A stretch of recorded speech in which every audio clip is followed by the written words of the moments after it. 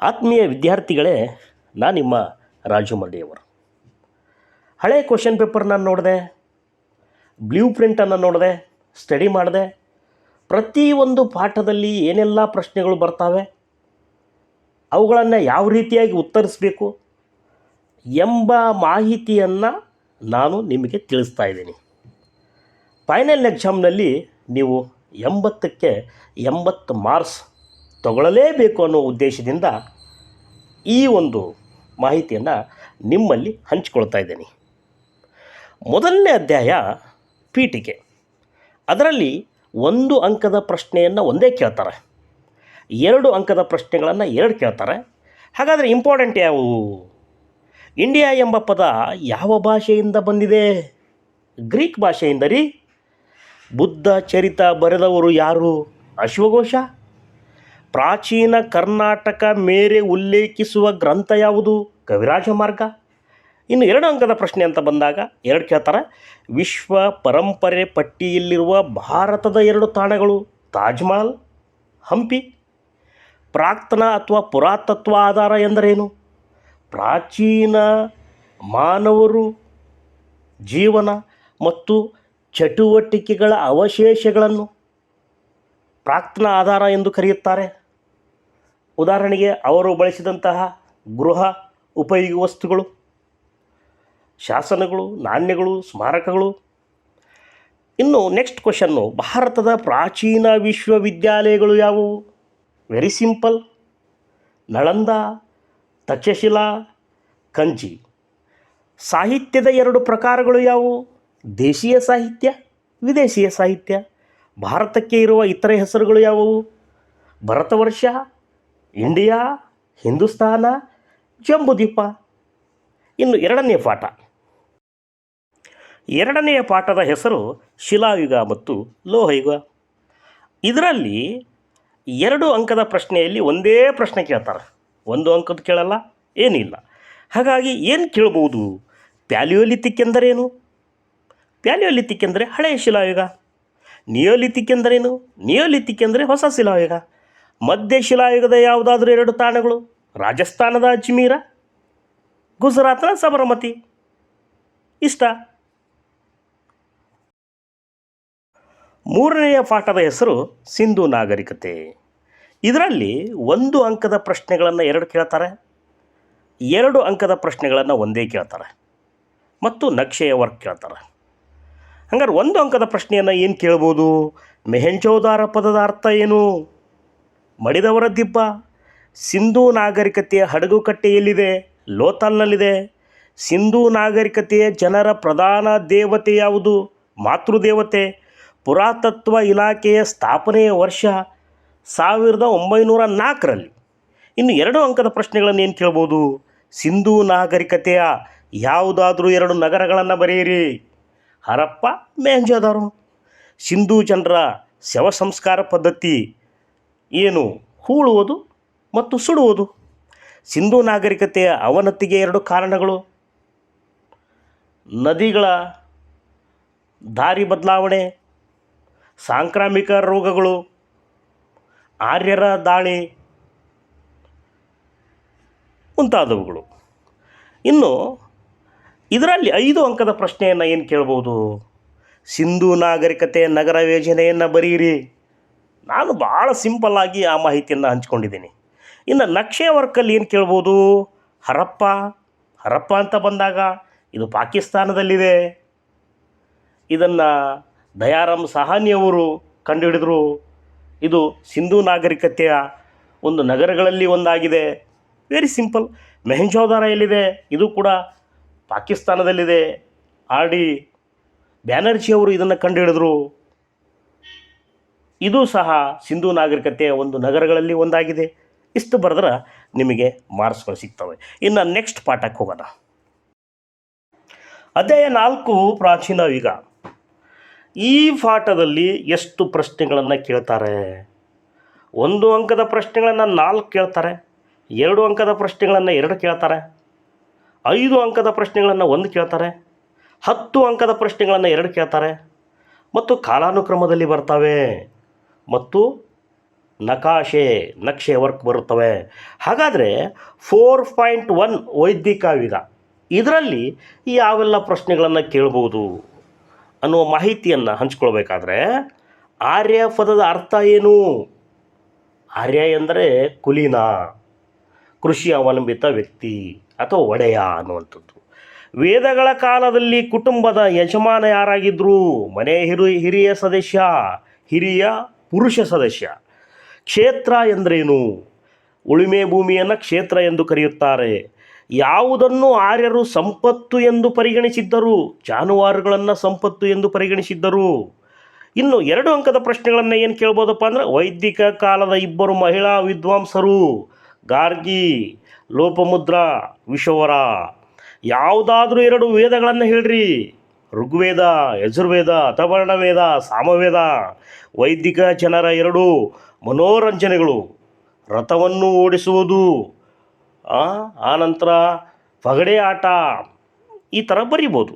ಇನ್ನು ನೆಕ್ಸ್ಟು ನಾವು 4.2 ಅನ್ನು ಹೇಳೋದಾದರೆ, ಈ ಪಾಠದಲ್ಲಿ 1 ಅಂಕದ ಪ್ರಶ್ನೆಗಳನ್ನು ಏನು ಕೇಳ್ಬೋದಪ್ಪ ಅಂದರೆ, ಜೈನ ಧರ್ಮದ ಸ್ಥಾಪಕ ಋಷಭನಾಥ, 23ನೇ ತೀರ್ಥಂಕರ ಪಾರ್ಶ್ವನಾಥ. ಬುದ್ಧ ಪದದ ಅರ್ಥ. ಬುದ್ಧ ಎಂದರೆ ತಥಾಗತ, ಸತ್ಯವನ್ನು ಅರಿತವನು. ಬುದ್ಧನ ಮೊದಲ ಪ್ರವಚನ. ಸಾರನಾಥದ ಜಿಂಕೆಯವನ. ಇನ್ನು 2 ಅಂಕದ ಪ್ರಶ್ನೆಗಳಿಗೆ ಬರೋದಾದರೆ, ಜೈನ ಧರ್ಮದ 2 ಪಂಗಡಗಳು, ಶ್ವೇತಾಂಬರ, ದಿಗಂಬರ. ಮಹಾವೀರನ ತಂದೆ ತಾಯಿ ಯಾರು? ಮಹಾವೀರನ ತಂದೆ ತಾಯಿ ಸಿದ್ಧಾರ್ಥ, ಆನಂತರ ತ್ರಿಶಲಾದೇವಿ. ಜೈನ ಧರ್ಮದ ತ್ರಿರತ್ನಗಳು: ಸಮ್ಯಕ ಜ್ಞಾನ, ಸಮ್ಯಕ ನಡತೆ, ಸಮ್ಯಕ ನಂಬಿಕೆ ಅನ್ನುವಂಥದ್ದು. ಅಂದರೆ ಒಳ್ಳೆಯ ನಂಬಿಕೆ, ಒಳ್ಳೆಯ ನಡತೆ, ಒಳ್ಳೆಯ ಜ್ಞಾನ. ಬೌದ್ಧ ಧರ್ಮಕ್ಕೆ ರಾಜಾಶ್ರಯ ನೀಡಿದ 2 ಅರಸರು, ಭಾಳ ಈಸಿ, ಅಶೋಕ ಮತ್ತು ಕಾನಿಸ್ಕ, ಹರ್ಷವರ್ಧನ ಅಂತ ಹೇಳಿ.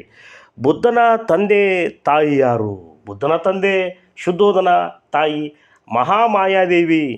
ಇನ್ನು 5 ಅಂಕದ ಪ್ರಶ್ನೆಗಳನ್ನು ಏನು ಕೇಳ್ಬೋದು ರೀ? ಮಹಾವೀರನ ಜೀವನ ಮತ್ತು ಬೋಧನೆಯನ್ನು ಬರೀರಿ. Very simple, point to point explain. ಇನ್ನು 10 ಅಂಕದ ಪ್ರಶ್ನೆಗಳನ್ನು ಏನು ಕೇಳ್ಬೋದು ರೀ? ಗೌತಮ ಬುದ್ಧನ ಜೀವನ ಮತ್ತು ಬೋಧನೆಗಳು. ಇದಂತರೂ ಪ್ರತಿ ವರ್ಷ ಬರುವಂಥ ಕ್ವಶನ್ಗಳು, ಹಾಗಾಗಿ ನೀವು ರೆಡಿ ಆಗಲೇಬೇಕು. ನೆಕ್ಸ್ಟ್ ಅಧ್ಯಾಯಕ್ಕೆ ಹೋಗೋಣ.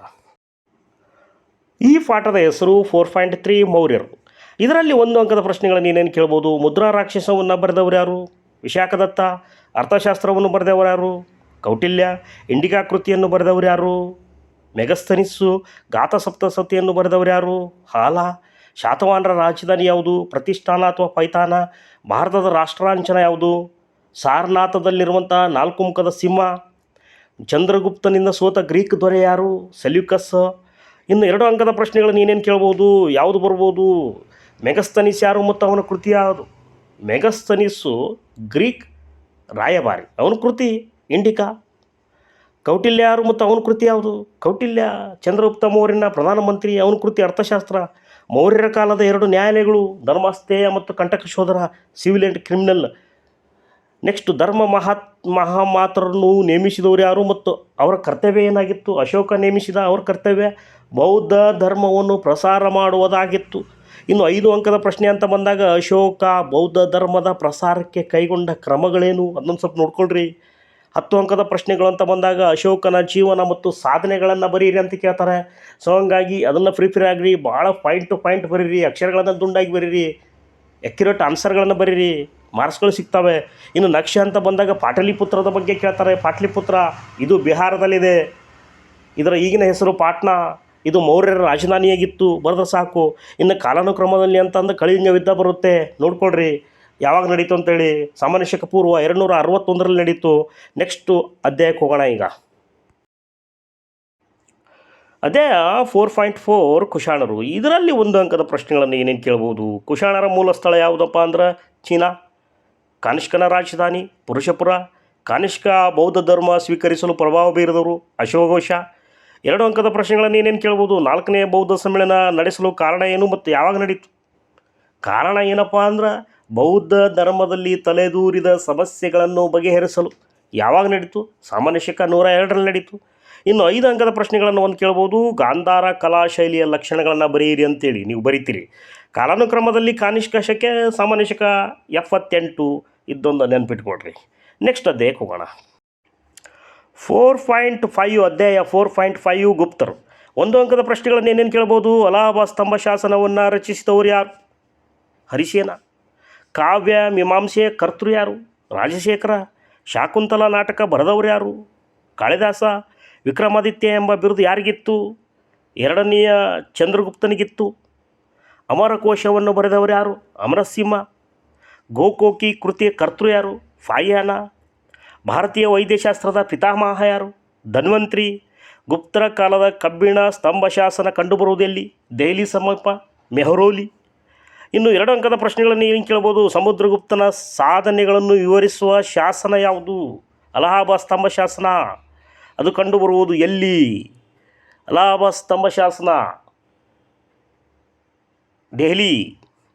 ಫಾಹಿಯಾನ ಯಾರು ಮತ್ತು ಏಕೆ ಆತ ಭಾರತಕ್ಕೆ ಬಂದ? ಫಾಹಿಯಾನ ಯಾರು?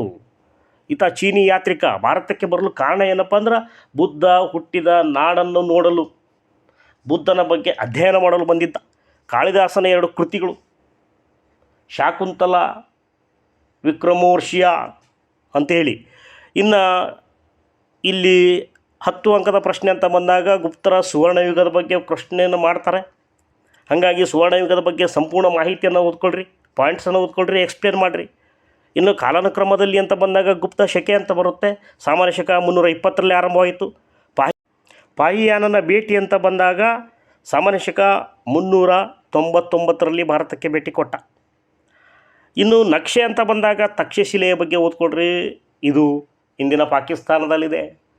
ಇದು ಪ್ರಾಚೀನ ವಿಶ್ವವಿದ್ಯಾಲಯವಾಗಿತ್ತು. ಇಲ್ಲಿ ಕೌಟಿಲ್ಯ ಅಭ್ಯಾಸ ಮಾಡಿದ್ದ ಅಂತ ಬರೀಬೇಕಾಗುತ್ತೆ. ಇನ್ನು ಚೋಳರಿಗೆ ಸಂಬಂಧಪಟ್ಟಂತಹ ಮಾಹಿತಿ 1 ಅಂಕದ ಪ್ರಶ್ನೆಗಳನ್ನು ಏನೇನು ಕೇಳ್ಬೋದು. ಸಂಗಮ್ ಎಂದರೇನು? ತಮಿಳು ಸಾಹಿತ್ಯ ಸಂಘವನ್ನು ಸಂಗಮ್ ಎಂದು ಕರೆಯುತ್ತಾರೆ. ಕುಡುವಲೈ ಎಂದರೇನು? ಕುಡುವಲೈ ಅಂದರೆ ಅದೃಷ್ಟ ಪದ್ಧತಿ. ವರಿಯಂ ಎಂದರೇನು? ಸಮಿತಿಗಳನ್ನು ವರಿಯಂ ಎಂದು ಕರೆಯುತ್ತಾರೆ. ಚೋಳರ ಗ್ರಾಮ ಆಡಳಿತ ತಿಳಿಸುವ ಶಾಸನ ಯಾವುದು? ಉತ್ತರ ಮೇರೂರು ಶಾಸನ. 2 ಅಂಕದ ಪ್ರಶ್ನೆಗಳನ್ನು ಏನು ಕೇಳ್ಬೋದು. ತಕ್ಕೊಳಂ ಕದನ ಯಾವಾಗ ನಡೀತು ಮತ್ತು ಯಾರ್ಯಾರ ನಡುವೆ ನಡೀತು? ಸಾಮಾನ್ಯ ಶಕ 949ರಲ್ಲಿ ನಡೀತು. ರಾಷ್ಟ್ರಕೂಟರು ಮತ್ತು ಚೋಳರ ನಡುವೆ ನಡೆಯಿತು. 5 ಅಂಕದ ಪ್ರಶ್ನೆಗಳನ್ನು ಏನೇನು ಕೇಳ್ಬೋದು ರೀ. ಚೋಳರ ಗ್ರಾಮಾಡಳಿತದ ಬಗ್ಗೆ ಬರೀರಿ, ಭಾಳ ವೆರಿ ಇಂಪಾರ್ಟೆಂಟ್ ಕ್ವಶನ್ನು. ಇನ್ನು ಕಾಲಾನುಕ್ರಮ ಅಂತ ಬಂದಾಗ ಸಂಗಮ್ ಸಾಹಿತ್ಯ ಸಂಘ ಸಾಮಾನ್ಯ ಶಕ ಪೂರ್ವ 200ರಲ್ಲಿತ್ತು. ಇನ್ನು ತಕ್ಕೊಳಂ ಕದನ ಸಾಮಾನ್ಯ ಶಕ 949. ನೆಕ್ಸ್ಟ್ ಪಾಠಕ್ಕೆ ಹೋಗೋಣ. ಈ ಅಧ್ಯಾಯದಲ್ಲಿ 4.7 ವರ್ಧನರು, ಆರಂಭಿಕ ಚಾಲುಕ್ಯರು ಮತ್ತು ಪಲ್ಲವರ ಬಗ್ಗೆ ಪ್ರಶ್ನೆಗಳು ಬರ್ತವೆ.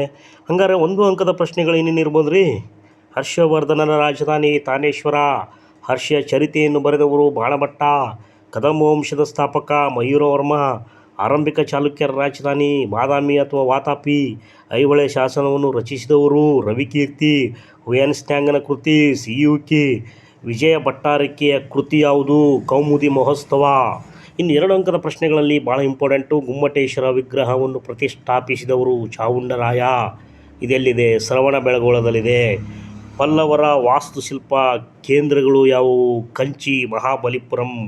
ಪಟ್ಟದಕಲ್ಲಿನಲ್ಲಿರುವ ದೇವಾಲಯಗಳ್ಯಾವುವು? ವಿರೂಪಾಕ್ಷ ದೇವಾಲಯ, ಮಲ್ಲಿಕಾರ್ಜುನ ದೇವಾಲಯ ಅಂತೇಳಿ. ಇನ್ನು ಕಾಲಾನುಕ್ರಮದಲ್ಲಿ ಏನೇನು ಬರ್ಬೋದು. ನರ್ಮದಾ ನದಿ ಕಾಳಗ ಸಾಮಾನ್ಯ ಶಕ 634ರಲ್ಲಿ ನಡೀತು. ಕನೌಜ್ನ ಧಾರ್ಮಿಕ ಮಹಾಸಭೆ ನಡೆದದ್ದು ಸಾಮಾನ್ಯ ಶಕ 643ರಲ್ಲಿ. ಪ್ರಯಾಗ್ ಬೌದ್ಧ ಸಮ್ಮೇಳನ ನಡೆದದ್ದು ಸಾಮಾನ್ಯ ಶಕ 643ರಲ್ಲಿ. ಇನ್ನು ನಕ್ಷೆ ಅಂತ ಬಂದಾಗ ಬಾದಾಮಿ ಬಗ್ಗೆ ಕೇಳ್ತಾರೆ. ಬಾದಾಮಿ ಎಲ್ಲಿದೆ? ಬಾಗಲಕೋಟೆ ಜಿಲ್ಲೆಯಲ್ಲಿದೆ.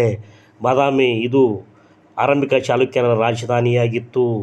ಇದೊಂದು ಐತಿಹಾಸಿಕ ಸ್ಥಳ ಅಂತ ಬರೆದ್ರೂ ಕೂಡ ನಿಮಗೆ ಮಾರ್ಕ್ಸ್ ಕೊಡ್ತಾರೆ.